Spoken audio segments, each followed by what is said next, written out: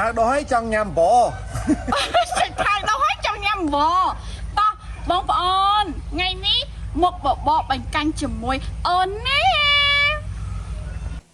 បបាញ់កាញ់សាច់ត្រីបងប្អូនអើយលោកប្តីនេះខ្ញុំចូលចិត្តណាស់មិនថាធ្វើគុយទាវមិនថាធ្វើបបលោតបបបាញ់កាញ់បបអង្គទេធ្វើជាមួយសាច់ត្រីតែត្រីនឹងអត់បានត្រីស្រែទេបងប្អូនអើយត្រីចិញ្ចឹមទេចា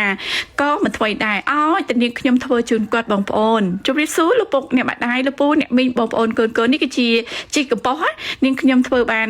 មួយអាទិត្យហើយបងប្អូនចាបើកវាដើម្បីត្រឡប់វាឲ្យគ្រប់វិញចានេះគឺជាបន្លែកំពុងតែដុះលាស់រីកឲ្យបងប្អូនចា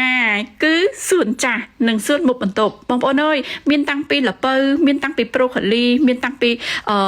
ឆៃថាវក្រហមមានច្រើនមុខដែរបងប្អូនកំពុងតែដុះហើយចានេះគឺជាមុខបន្ទប់សាវាឲ្យអស់បងប្អូនទាំងស្ពៃខ្មែរទាំងស្ពៃចង្កឹះតែម្ដងស្ពៃកញ្ញាញបងប្អូនចាដើម្បីលោកប្តីនាងខ្ញុំដាក់ដាំបងប្អូនល្ពៅខ្លុងននោកម្រះបងប្អូននិយាយចោលមកចាប់ផ្ដើមផ្ការីកហើយបងប្អូនចាដង្ហើមតិចហើយដោយសារតែរឿងធ្លាក់ខ្យល់បន្តិចណាបើសិនជាធ្លាក់ខ្យល់ចូលដល់ខែក្តឹកដាច់ទឹកភ្លៀងរីកដោយឋានសួគ៌ហើយក្នុងផ្ទះនាងខ្ញុំណាបងប្អូនឥឡូវនេះតោះមកបបងា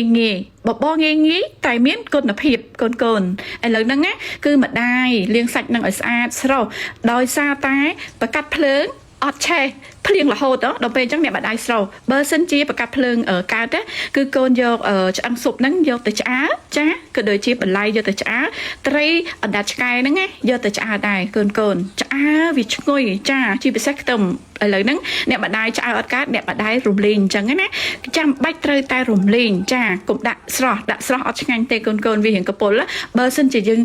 រំលែងវាហើយយើងយកម្ករំងាស់អញ្ចឹងទឹកស៊ុបហ្នឹងមានគុណភាពណាកូនចាហើយជាតិដាក់តាមអ្នកម្ដាយទៅអ្នកម្ដាយដាក់ត្រឹមតែប៉ុណ្្នឹងទេប៉ុន្តែចុងក្រោយថែមជាមួយនឹងស្ករសបន្តិចទៀតចាថែមជាមួយស្ករសបន្តិចទៀតគឺទឹកស៊ុបហ្នឹងរសជាតិឈ្ងុយមិនផ្អែមពេកមិនសាបពេកមិនប្រៃពេកចាចំពោះមាន់នេះដាក់តែមួយឆ្អិនទេលើកចេញមករួចហើយយើងបេះវាតូចអញ្ចឹងណាចំពោះត្រីនេះគឺត្រាំទឹកអង្ករឲ្យវាបាត់ឆ្អាបចាបន្ទាប់មកយើងលាងវាយើងធ្វើវាឲ្យស្អាតយើងលាងទឹកឲ្យស្អាតមកយើងភ្លាវាដូចនេះបន្ទាប់ហើយគឺយើងប្រឡាក់ជាមួយនឹងម្រេចចាម្រេចហ្នឹងយើងដាក់ទឹកត្រីបន្តិចម្សៅស៊ុបបន្តិចយើងដាក់ជាមួយនឹងប៊ីចេងបន្តិចស្ករបន្តិចអញ្ចឹងណាដាក់ម្រេចឲ្យវាចាស់ដៃឆ្ងាញ់ណាស់កូនអើយយកវាទៅឆាចាការឆាគឺយើងរំលែងខ្ទឹមសំខាន់ណាស់បើសិនជាខ្ទឹមរំលែងឈ្ងុយនឹងធ្វើឲ្យមុខម្ហូបក៏ដូចជាបបរហ្នឹងឈ្ងុយតែបើសិនជាខ្ទឹមនឹងរំលែងខ្លោចចាប់ហើយរសជាតិចាឥឡូវហ្នឹងអ្នកម្ដាយឆាត្រីនឹងឆាឲ្យវា